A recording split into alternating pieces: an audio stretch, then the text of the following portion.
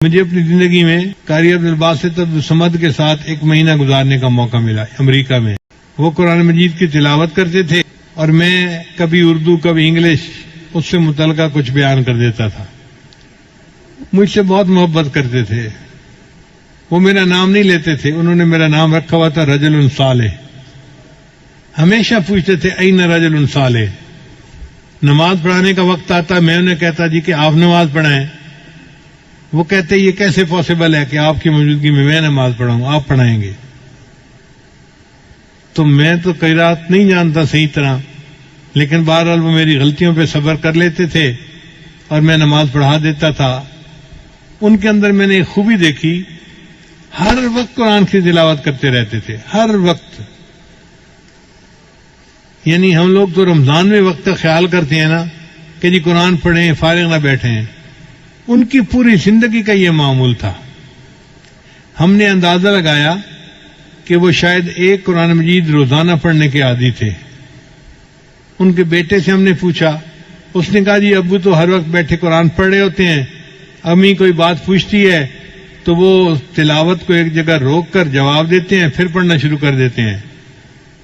امی کہتی ہے ان سے تو بات کرنے کا مزہ ہی نہیں ہے، جواب ہی نہیں دیتے صحیح طریقہ سے۔ اور ان سے پوچھیں تو وہ کہتے ہیں بھائی میں اللہ کا قرآن پڑھ رہا ہوں، مجھے باتیں کرنے کی ضرورت ہی کیا ہے، مجھے کوئی ضرورت نہیں باتیں کرنے کی۔ ہم دن رات کے کسی بھی حصے میں جب گئے ان کو ملنے کے لیے، ہم نے دیکھا کہ وہ بیٹھے قرآن پڑھ رہے ہیں۔ میں نے اپنی زندگی میں اتنا قرآن پاک پڑھتے بہت کم لوگوں کو دیکھا ہوگا۔ ایک بات مجھے اکثر جو ہے وہ پریشان کرتی تھی کہ اگر نیکی ان کی طبیعت میں اتنی ہے، کوئی فالتو بات نہیں، کوئی دنیا کی بات نہیں، سیاست کی بات کرو تو وہ ایسے بونگے بن کے بیٹھے ہوتے تھے جیسے پتہ ہی نہیں ان کو کیا ہو رہا ہے، کوئی دلچسپی تھی نہیں، تو یہ داڑھی کیوں مونڈتے ہیں؟ تو بعد میں انہوں نے کہا کہ علماء جو مصر کے ہیں ان کو ایک علمی مغالطہ ہے، وہ داڑھی کو سنت نہیں سمجھتے یا واجب نہیں سمجھتے جس طرح ہم سمجھتے ہیں۔ وہ سمجھتے ہیں کہ داڑھی اس لیے رکھی جاتی ہے کہ مرد اور عورت کے درمیان فرق ہو سکے، دیکھنے سے پتہ چلے یہ مرد ہے اور جس کی داڑھی نہیں یہ عورت ہے۔ چنانچہ مصر کے علماء کو آپ دیکھیں گے تو وہ داڑھی اور مونچھ اکٹھی کبھی نہیں مونڈیں گے۔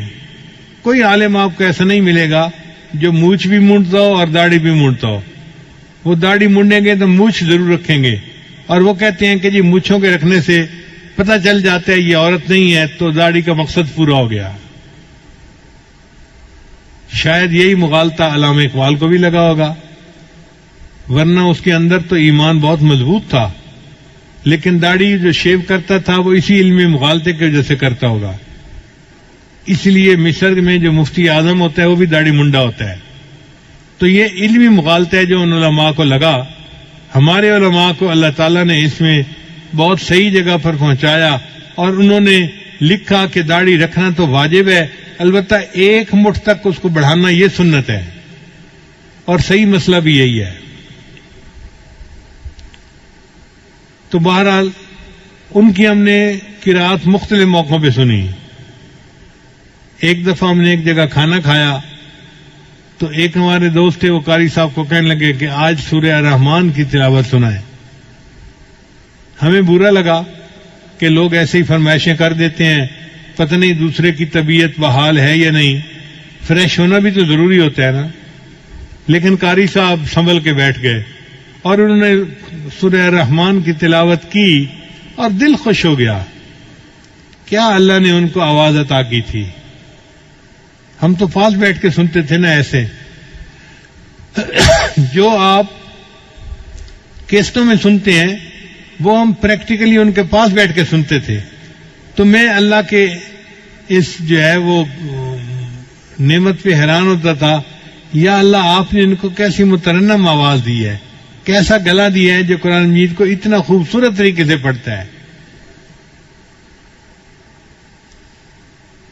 نبی صاحب نے ارشاد فرمایا تم قرآن مجید کو مزین کر کے پڑھو، یعنی اچھے طریقے سے پڑھو۔